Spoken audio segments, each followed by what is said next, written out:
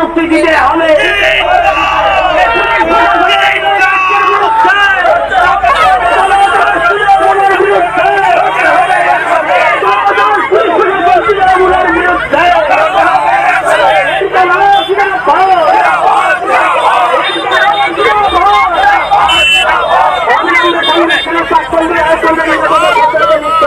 হ্যাঁ বন্ধুরা, এক এক করে আসবো। এই যে ছবিটা দেখলেন আপনারা, এই যে ভিডিও ক্লিপটা দেখলেন, এটা মুর্শিদাবাদের ক্লিপ।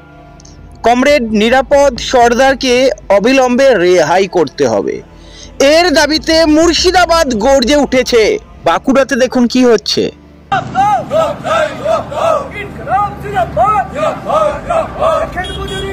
মানুষের জমি দখল করে মেঠো ঘেড়ি করলে কেন তৃণমূলের নেতারা জবাব দাও, অবিলম্বে ওই শিবহারাকে গ্রেফতার করতে হবে। নিশ্চয়ই বুঝতে পাচ্ছেন, এত ছবি আমাদের কাছে রয়েছে, এত ভিডিও আমাদের কাছে রয়েছে। সেই ভিডিও ক্লিপগুলো যদি চালাই, গোটা পশ্চিমবঙ্গ থেকে, উত্তরবঙ্গ থেকে দক্ষিণবঙ্গ, গোটা পশ্চিমবঙ্গে বিভিন্ন জায়গায় আজকে বামেরা সজাগ হয়েছে। বিভিন্ন থানা ঘেরাও থেকে শুরু করে, রাস্তা অবরোধ থেকে শুরু করে বিভিন্ন জায়গায় প্রতিরোধ চলছে। এখান থেকে একটা জিনিস স্পষ্ট, কমরেড নিরাপদ সর্দারকে রেহাই করতেই হবে। না হলে যেই আন্দোলন আপনারা দেখছেন, বামেরা বলছে এই আন্দোলন আরো তীব্র থেকে তীব্রতর হবে। কমরেড শতরূপ ঘোষ কি বলছেন, বাংলা এগিয়ে না বাংলা পিছিয়ে সন্দেশখালিতে গেলেই বোঝা যাবে সেটা। কমরেড কৌস্তব চ্যাটার্জি কি বলছেন, পিসি ভাইপোর শেল্টার এবারে আমরা ভাঙবো। শুনুন একবার। মমতা আঁচল দিয়ে ঢেকে রেখেছে শাহজাহানকে, আর নিরাপত্তা প্রাক্তন জননেতা। মানুষ যদি ওখানে ভোট দিতে পারে, নিরাপত্তা সরকার, তার বিরুদ্ধে কোনো অভিযোগ নেই, তাকে ধরে নিলেন তো নির্লজ্জতে ভাবা যায় না। বিকাশ দা আসছেন, সেলিম দা আসছেন, নির্লজ্জ কলকাতা পুলিশ, তারা বলতে পারছে না তারা কেন অ্যারেস্ট করেছে। এবারে চলুন মেদিনীপুরের কিছু ভিডিও আপনাদেরকে দেখাই।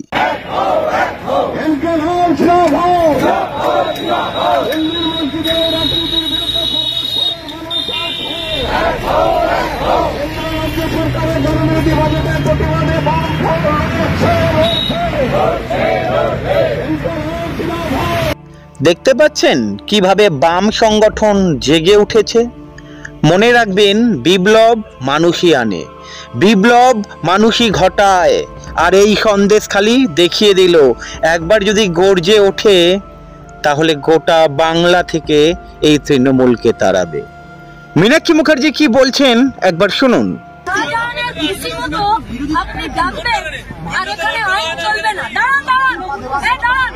টিকিট কাউন্টার খোলার জন্য আমাদের সাথে আলোচনা কি আছে? আমরা টিকিট কাউন্টার আমরা লিজেছে নিয়েছি। ওসব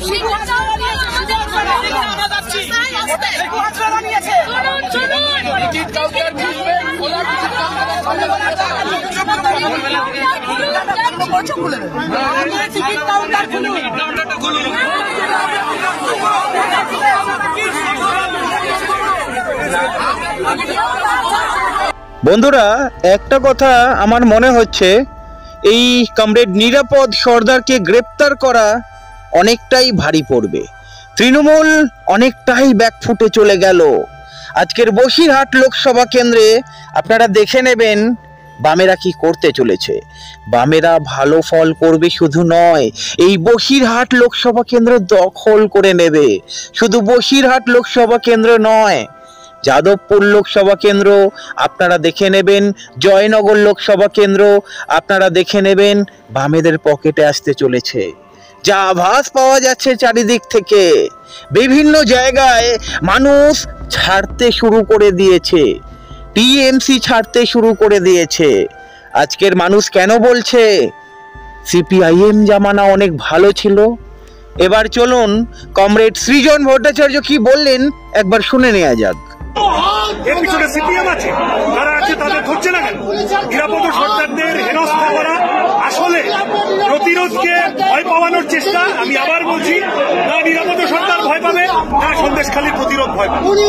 বন্ধুরা, একটা জিনিস তো স্পষ্ট, সন্দেশখালীতে যেখানে টিএমসির দবদবা ছিল, আজকের সেখানে বামেদের দবদবা।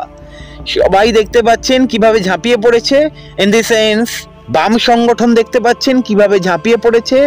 ছাত্র নেতা ইয়ানি রাজ্যের এসএফআই সম্পাদক কি বললেন শুনুন একবার।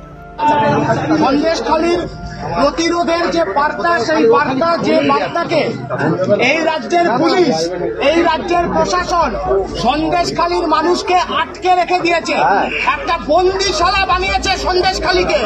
শাহজাহানকে ধরতে না পেরে, শাহজাহানকে লুকিয়ে রেখে, শাহজাহানকে শিবু হাজরাকে শেল্টার দিয়ে সন্দেশখালীটাকে একটা বন্দিশালা বানিয়ে রেখে সন্দেশখালীর খবর যাতে বাইরে যেতে না পারে তার ব্যবস্থা করেছে। সামনে এসে গেল তো টিকিট, 2023 সালের নৌকোর টিকিট আজকে 24 সালে বিক্রি হচ্ছে।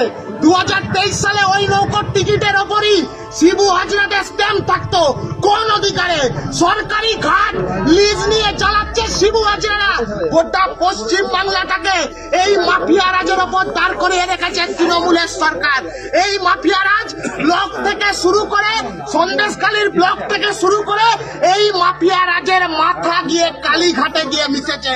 কালীঘাটে মাফিয়া রাজের মাথা আর সন্দেশখালীতে মাফিয়া রাজের লেজ ধরা শুরু হয়েছে। মানুষ যাচ্ছে, মানুষ থেকে লেজ কাটতে শুরু করেছে। এখন লেজ কাটছে, কাল মাথা টেনে ধরবে। এইটাই এখন বাংলার মানুষের প্রত্যয়। পুলিশ আটকেছে, আমরা পুলিশকে বুঝিয়ে দিয়েছি যে আমার আপনার টাকায়, পাবলিকের টাকায় ওই গায়ে উর্দিটা পড়ে আছে। মানুষ কিন্তু যাচ্ছে, মানুষ যেদিন যাবে, যদি নিজেদের উর্দির সম্মান দিতে না পারে, মানুষও ওই উর্দির সম্মান দেবে না। বন্ধুরা, যারা বলছিল বাম শূন্য, সত্যিই কি বাম শূন্য? এই যে আন্দোলন দেখতে পাচ্ছেন, এই যে বিক্ষোভ দেখতে পাচ্ছেন, কমরেড নিরাপদ সর্দারকে গ্রেপ্তার করা হয়েছে, অবিলম্বে রেহাই করতে হবে। এই কমরেড নিরাপদ সর্দার একটা ভাড়া বাড়িতে থাকে, প্রাক্তন বিধায়ক, একজন প্রাক্তন বিধায়ক ভাড়া বাড়িতে থাকে। ভাবতে পাচ্ছেন?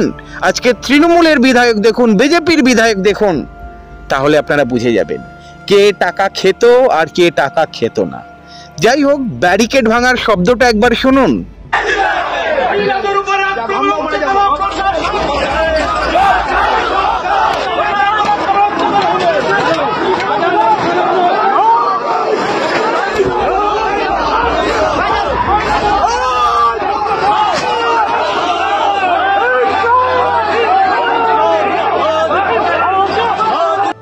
বন্ধুরা, নিশ্চয়ই বুঝতে পারছেন এই বাম ওই 2017-18 বাম নয়। আজকে মীনাক্ষী মুখার্জি বলছেন যতক্ষণ না পর্যন্ত কমরেড নিরাপদ সর্দারকে রেহাই করা হবে আন্দোলন চলবে। যারা দোষী যতক্ষণ না পর্যন্ত গ্রেপ্তার হচ্ছে এই আন্দোলন চলবে। এবারে আপনারাই বলুন, বামেরা কি সত্যিই শূন্য? প্রশ্নটা রয়ে গেল, উত্তর অবশ্যই আপনারা দেবেন। এবারে আপনারা বলুন, বসিরহাট লোকসভা কেন্দ্র কি এবারে সত্যিই টিএমসির দখলে যাবে নাকি বামেদের দিকে আসবে? উত্তর অবশ্যই দেবেন। ভালো থাকবেন।